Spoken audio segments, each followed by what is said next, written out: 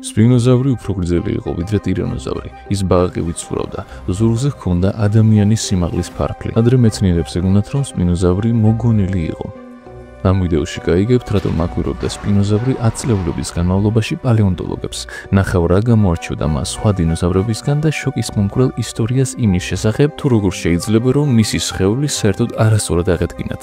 მხოლოდ ერთი დინოზავრის დაბრუნება რომ შეგეძლოს და ისიც ყველაზე უცნაურის. სპინოზავრს აირჩევდით თუ რაიმე სხვას. დაწერე კომენტარებში. ასე ვერ დაგავიწყდეს გამოიწერო არხი და გააქტიურო ზარეს ღილაკი. დავიწყოთ. 1912 წელს ეგვიპტის ცხელ საჰარაში გერმანელმა პალეონტოლოგმა სახელად ერნსტ შტრომერმა რაღაც ძალიან უცნაური აღმოაჩინა. მან ქვიშიდან ძვლები ამოთხარა. უზარმაზარი ხერხემალი, ნიანგის მსგავსი კბილები და გრძელი ეკლები, რომლებიც არსების ზურგზე იალქანს გავდა. ეს არ გავდა არც ერთ ცნობილ ცხოველს. შტრომერს ასეთი რამ არასდროს ენახა. ის მაშინვე მიხვდა, ეს არ იყო ჩვეულებრივი დინოზავრი. ეს იყო რაღაც უცნაური, უძველესი და უნიკალური. შტრომერმა მას სპინოზავრუს ეგიპტიაკოსი უწოდა, მაგრამ ეს ამბავი მოულოდნელად ტრაგიკულად შემოbrunდა. ეს უნიკალური ძვლები ჩვენი ერთადერთი შანსი ამ უცნაური გიგანტის გამოსაკვლევად მიუნხენის მუზეუმში გააგზავნეს 1954 წელს. მეორე მსოფლიო ომის დროს კი ბომბდამშენის თავდასხმისას ისინი განადგურდა. ასე უბრალოდ ისტორიაში ყველაზე იშვიათი დინოზავრი ხელახლა დაიკარგა. დარჩა მხოლოდ რამდენიმე ფოტო და შტრომერის ჩანაწერები. წარმოიდგინე, რომ გიწევს მითიური არსების აღწერა, მხოლოდ ერთი დაგლეჯილი წიგნის გვერდის დახმარებით. სწორედ ასეთი სიტუაცია ჰქონდათ პალეონტოლოგებს. მაინც ამ არარეალურმა არსებამ სამეცნიერო სამყაროში ერთ-ერთი ყველაზე გახმაურებული მტაცებლის სტატუსი მოიპოვა და ყველაზე უცნაური ისაა, რომ ყველაფერი კიდევ უფრო იდუმალი ხდებოდა. მედიც, ნახევარი საუკუნის განმავლობაში სპინოზავრი უფრო ჭორს გავდა ვიდრე რეალურ არსებას, რადგან მისი ძვლები დაიკარგა. მეცნიერებს მხოლოდ უხეში ესკიზები, გაბნეული ჩანაწერები და გაცრეცილი ფოტოები დარჩათ. ის გადაიქცა ერთგვარ პალეონტოლოგიურ ლეგენდად. საუბრობდნენ დინოზავრზე, რომელიც ტირანოზავრზე დიდი იყო, ნიანგივით გამოიყურებოდა და ზურგზე თითქოს პრეისტორიული ბილბორდი გააჩნდა. რაც უფრო ბევრს ლაპარაკობდნენ მასზე, მით უფრო არარეალური ხდებოდა. მაშინ სინამდვილეში რა იყო სპინოზავრი? შეიძლებოდა ეს უბრალოდ შეცდომა ყოფილიყო სხვადასხვა ცხოველების ძვლების ერთად არასწორად შეგროვებული ნარჩენების. თუ ის მართლაც უნიკალური იშვიათი არსება იყო. საიდუმლო კიდევ უფრო გაარმონდა, როცა მკვლევარებმა მაროკოსა და ეგვიპტეში ერთმანეთთან უცნობად დაკავშირებული ძვლები აღმოაჩინეს. ერთგან ყბის ნაწილი, სხვაგან კი ხერხემლის მალები. ისინი სრულიად არ ემთხვეოდა ერთმანეთს, მაგრამ თითქოს ერთსა და იმავე არსებაზე მიანიშნებდა. კვლევა უკვე დეტექტივის საქმეს გავდა. თითოეულ ახალ მიგნებას მსოფლმხედველობის შეცვლა მოჰქონდა. ბევრისთვის სპინოზავრი გახდა სიმბოლო იმისა, როგორია მეცნიერება, მუდამ ცვალებადი არასდროს ბოლომდე გარკვეული. მისი სილუეტი უფრო იმით იქმნებოდა, რაც აკლდა, ვიდრე იმით, რაც უკვე ცნობილი იყო.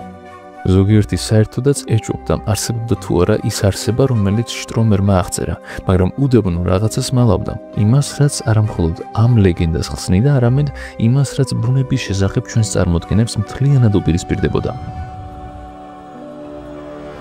როდესაც მეცნიერებმა საბოლოოდ საკმარისი ძვლები შეაგროვეს, რომ სპინოზავრის ზომები შეეფასებინა, ყველამ პირი დააღო. მიღებული ციფრები არა მარტო მოლოდინებს ცდებოდა, ისინი მთლიანად ანგრევდა წარმოდგენილ საზღვრებს.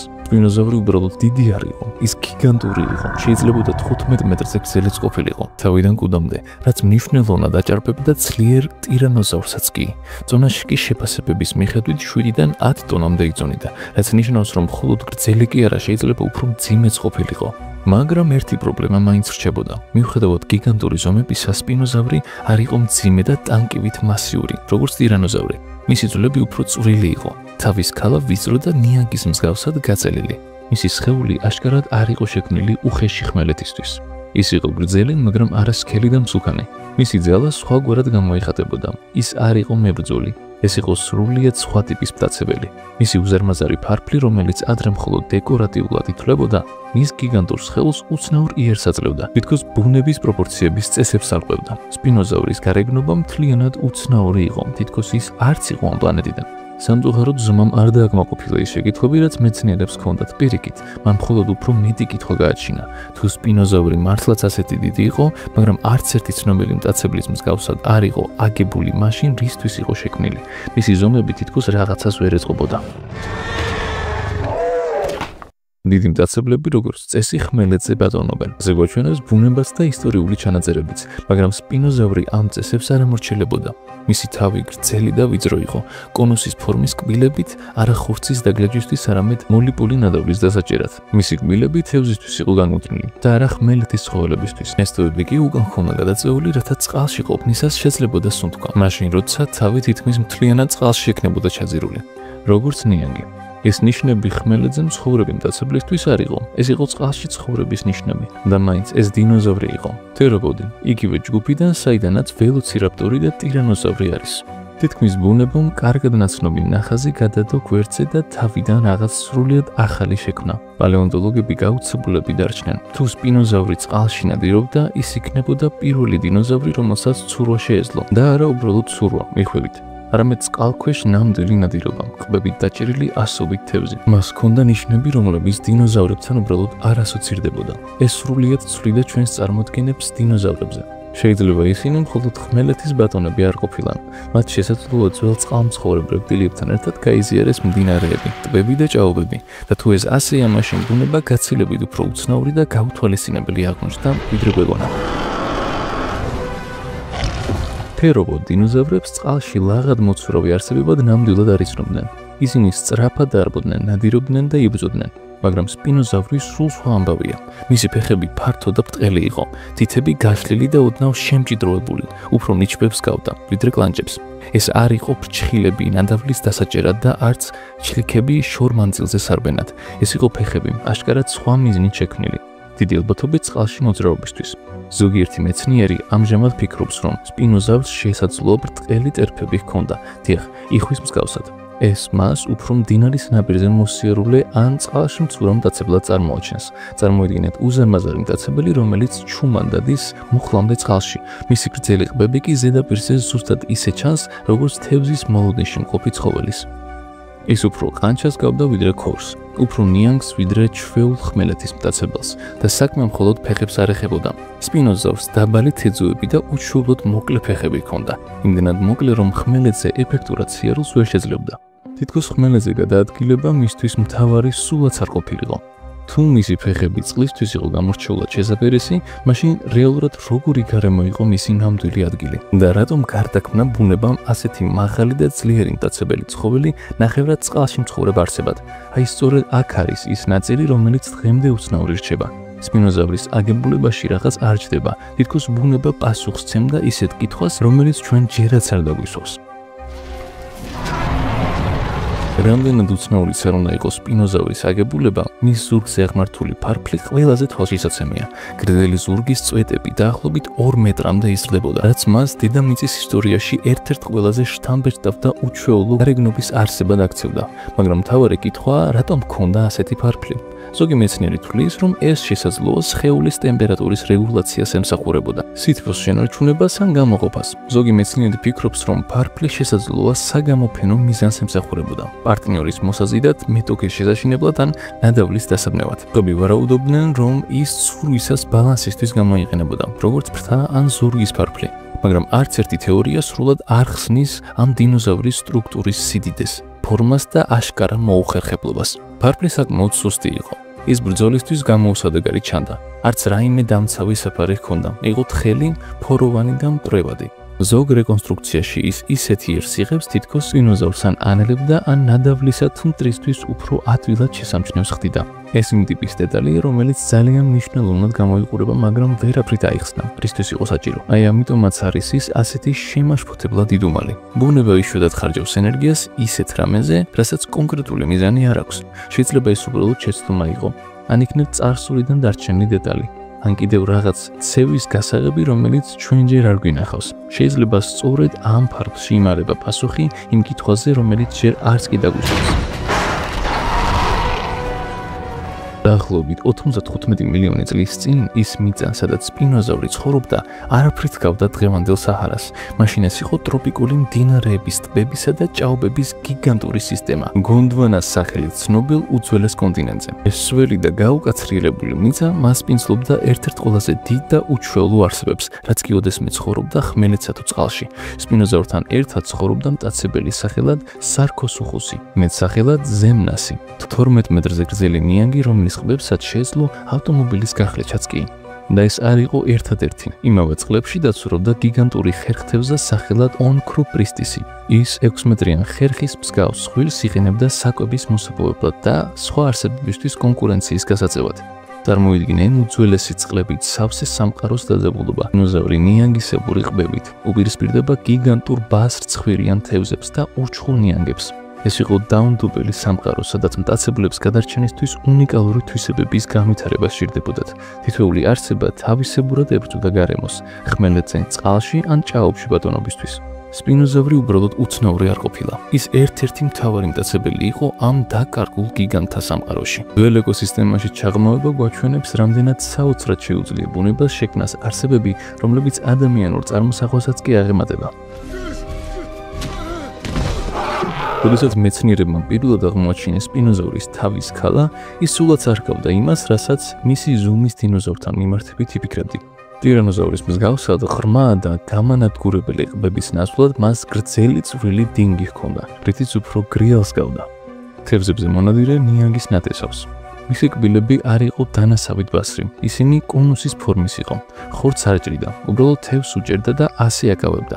რაც კიდევ უფრო უცნაურია, ცხვირის წვერზე სპინოზავრს ჰქონდა წნევაზე მგრძნობიარე პატარა ღრმულები, ზუსტად ისეთები, როგორიც თანამედროვე ნიანგებს აქვთ. ეს მიუთითებს იმაზე, რომ მას შეეძლო წყალში ვიბრაციის შეგრძნება, თევზის გადაადგილების დაფიქსირება თუნდაც მღვრიე მდინარეებში. ეს იარაღი არ იყო, ეს იყო სათევზაო ინსტრუმენტი, არც უბრალოდ დამტყვევა იყო. ეს ნიშნები სხვადასხვა დროს და ადგილას აღმოჩენებში მეორდებოდა. თავის ქალის ფრაგმენტებში სხვადასხვა კონტინენტიდანაც კი.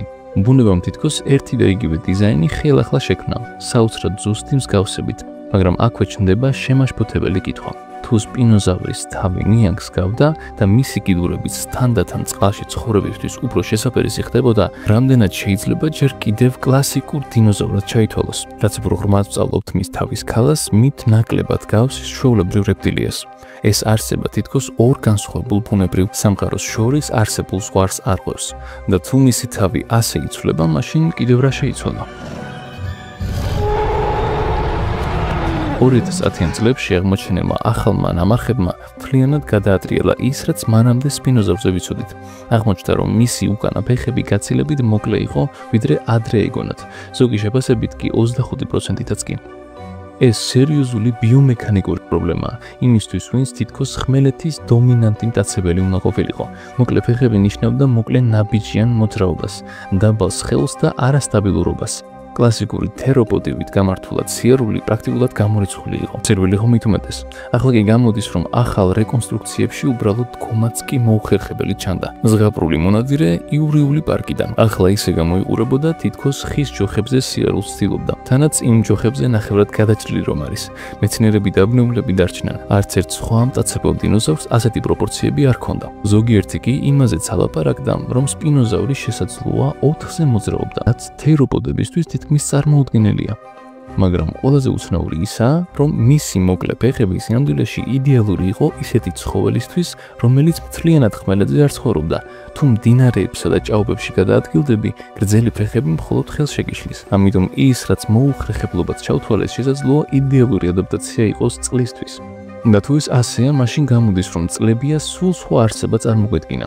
მივსდევდით იმ აჩრდილს, რომელიც რეალურად არასდროს დადიოდა ისე, როგორც გვეგონა, მაგრამ სავსებით შესაძლებელია, რომ ცურავდა ისეთი ტექნიკით, რომელიც ჯერ არ ვიცით. 2020 წელს მაროკოში, კემკემის ქანებში აღმოჩენილმა ნამარხმა ნამდვილი შოკი გამოიწვია პალეონტოლოგიურ სამყაროში. ეს უბრალოდ კიდევ ერთი ძვალი არ იყო. ეს იყო დაკარგული ნაწილი. მეცნიერებმა თითქმის სრულად აღადგინეს სპინოზავრის კუდი და ის ჩვეულებრივი არ ყოფილა. კუდი იყო უზარმაზარი და ჰქონდა ფორმა, რომელიც ასევე ნიჩაბს წააგავდა. ფორმა, რომელსაც არავინ ელოდა. ეს იყო თითქოს უცნაური მექანიზმის ძრავის აღმოჩენა. სხვა თეროპოდების უხეშტაბილურობისთვის განკუთვნილ კუდებთან შედარებით, სპინოზავრის კუდი იყო მაღალი, მოქნილი და ღრმად ქედებიანი, როგორც გიგანტური ფარფლი, რომელიც გვერდითი ბიძგისთვის იყო შექმნილი. ეს უბრალოდ დინოზავრი არ იყო, რომელსაც ცურვა შეეძლო. ის სწორედ ამისთვის იყო შექმნილი. სპინოზავრი გახდა პირველი ცნობილი დინოზავრი, რომელიც სრულად იყო შეგუებული წყალში ცხოვრებას. კომპიუტერულმა სიმულაციებმაც დაადასტურა ის, რასაც მისი აგებულება უკვე გვეუბნებოდა. კუდი წარმოქმნიდა ძლიერ ბიძგს, როგორც ტრიტონი ან ნიანგი. ეს დეკორაცია არ იყო, ეს ფუნქციური ინსტრუმენტი იყო. სპინოზავრი მდინარეებში უბრალოდ არ ჩადიოდა, ის წყალქვეშ ნადირობდა. ამ აღმოჩენამ ყველაფერი შეცვალა. მან მთლიანად შეგვეცვლევინა წარმოდგენა იმის შესახებ, თუ როგორი შეიძლება იყოს დინოზავრი. ეს უბრალოდ ხმელეთის მტაცებელი არ იყო, ეს იყო ნამდვილი მდინარის ურჩხული. მაგრამ კუდმა მიუხედავად იმისა, რომ ბევრ კითხვას გასცა პასუხი, ახალი ეჭვების გააჩინა. როცა მეცნიერებმა სცადეს წარმოედგინათ, სპინოზავრის მოძრაობა შემჩნიეს რაღაც უცნაური. სხეულის დანარჩენი ნაწილი თითქოს აღარ ერგებოდა ყველაფერს, იგრძნობოდა დისბალანსი, თითქოს რაღაც აკლდა ან ზედმეტი იყო. მას შემდეგ, რაც სპინოზავრი პოპულარობის პიკზე ავიდა, ჩუმად დაიწყო სკანდალიც, რომელმაც ის კვლავ კითხვის ნიშნის ქვეშ დააყენა. 2014 წელს მეცნიერებმა გამოაცხადეს ახალი ნაწილობრების ჩონჩხის აღმოჩენა. თქვენს, რომ ეს იძლეოდა მტკიცებულებას სპინოზავრის წყლის ცხოვრებაზე. მაგრამ რაღაც არ ჯდებოდა. ზოგმა მკვლევარმა ანატომიური შეუსაბამობები შენიშნა. ერთ-ერთი ფეხის ძვალი არ ემთხვეოდა სხვა პროპორციებს. ზურგის რამდენიმე მალის პოზიცია კი აშკარად არ იყო სწორი. აღმოჩნდა, რომ ნამარხის რამდენიმე ძვალი ერთმანეთთან იყო შეერთებული სხვადასხვა სპინოზავრის, ან შესაძლოა სრულიად სხვა სახეობის ნარჩენებიდან, მხოლოდ იმიტომ, რომ ჩონჩხის სრული და უფრო სასურველი გამოჩენილიყო. ეს სრულყოფილი გაყალბება არ იყო, მაგრამ ახლოს იყო. პალეონტოლოგიაში ძვლების ასეთი არევა იგივეა, რაც მეცნიერული მონაცემების დამუშავება ფოტოშოპში. და ეს პირველი შემთხვევა არ ყოფილა. განსაკუთრებით ძვირფას ნამარხებს ხშირად ცვლიან, ზოგჯერ შეცდომით, ზოგჯერ სარგებლის მოპოვების მიზნით. სპინოზავრის შემთხვევაში კი, სადაც ნამდვილი მასალა უკიდურესად იშვიათია და ფასეული, ყალბი ნაწილების დამატება მთელ სურათს საფრთხის წინაშე აყენებს. ამ ინციდენტმა მეცნიერები მხოლოდ არ დააბრკოლა, მან ყველა მათი წინა დასკვნა ეჭქვეშ დააყენა. თუ ერთი ელემენტიც კი არასწორი აღმოჩნდებოდა, შეიძლება მთლიანად ჩამოშლილიყო წარმოდგენა სპინოზავრის სხეულის აგებულებაზე, გადაადგილებაზე და ქცევაზე, მაგრამ სპინოზავრი არ გამქრალა. მან აიძულა მეცნიერებს ემუშავათ კიდევ უფრო გულმოდგინედ, ეძებათ სიღრმეში და შეემოწმებინათ თითოეული ფრაგმენტი უდიდესი სიზუსტით, რადგან ამ არსების ჭეშმარიტება უბრალოდ რთული არაა. ის ნადირობის მსგავსად ძნელად მისაკვლევია. მეცნიერება სწორედ დისკუსიით ვითარდება და სპინოზავრი ამ დებატების ეპიცენტრშია. მიუხედავად ახალი აღმოჩენებისა, სპეციალისტები ჯერაც ვერ თანხმდებიან მის ცხოვრების წესზე. ზოგი ამტკიცებს, რომ სპინოზავრი ძლიერი მცურავი იყო და დროს ძირითადად წყალში ატარებდა. სხვები კი ფიქრობენ, რომ ის უფრო ყანჩას ჰგავდა, წყალთან ახლოს იდგა და უცბად ესხმოდა ნადავლს, მაგრამ მთლიანად წყლის ცხოველი არ იყო. ეს უბრალოდ აკადემიური გამათი არ არის. ასეთი დებატები ცვლის ჩვენს წარმოდგენას არა მხოლოდ დინოზავრებზე, არამედ იმაზე, თუ როგორ იქმნებოდა ბუნებაში ცევისა და ფორმის სხვადასხვაობა. დაპირისპირება ძირითადად ეხება კიდურების პროპორციებს, ძვლების სიმკვრივეს და პოზას.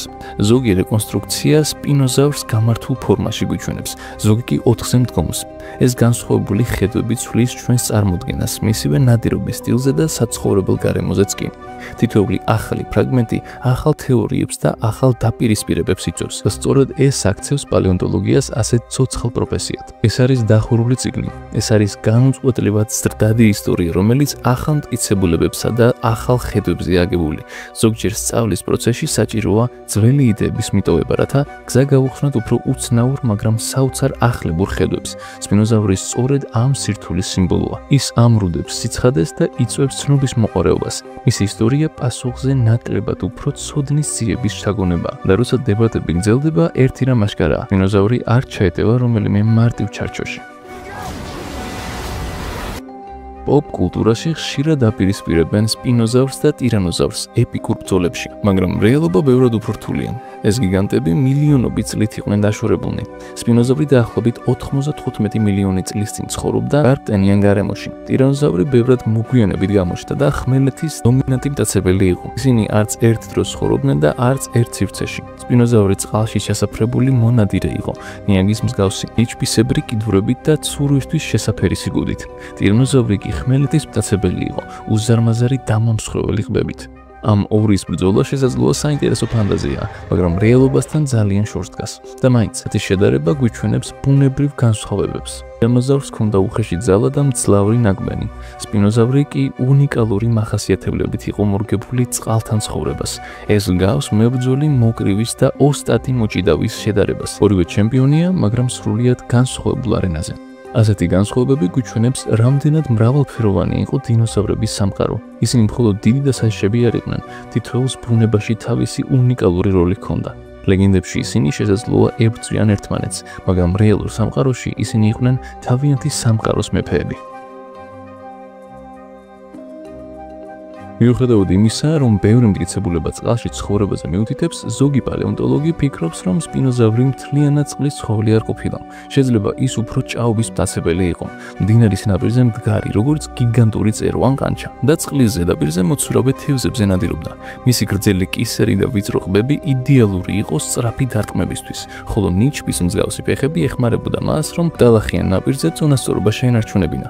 ასეთი ნახევრად წყლის ცხოვრების წესი აძლევდა საშუალებას ენადირა იქ, სადაც სხვა მტაცებლებს უდომა არ ჰქონდათ, აერთიანებდა ხმელეთისა და წყლის სტრატეგიებს. მაგრამ ამ ნადირობის სტილმა ახალი კითხვები გააჩინა. შეეძლო სპინოზავრს, რომ საფრთხის შემთხვევაში ხმელეთზე სწრაფად დაეხია უკან.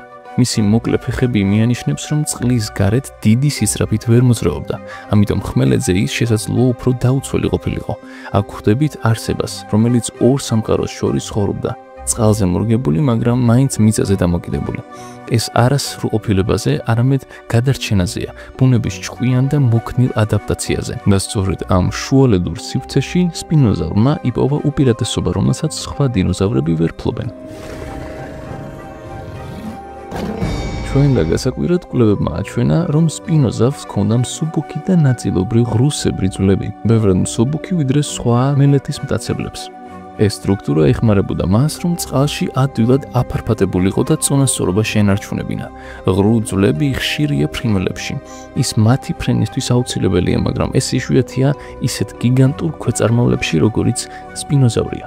ეს კიდევ ერთი მინიშნება იყო, ცხოველი, რომელიც ცხოვრების ორ გარემოს შორის იყო მორგებული. მისი ჩონჩხი ისე იყო აგებული, რომ ადვილად გადაადგილებულიყო როგორც წყალში, ისე მის კიდეებზე. თუმცა მსუბუქ ძვლებს ერთი პრობლემა ჰქონდა. ისინი ნაკლებად გამძლე იყო. შესაძლოა სპინოზავრი თავს არიდებდა ხმელეთის მტაცებლებისთვის ჩვეულ მძიმე ბრძოლებს. ამის ნაცვლად ის ჩუმად უახლოვდებოდა ნადავლს და მოულოდნელად ურტყამდა დადივნების გარეშე.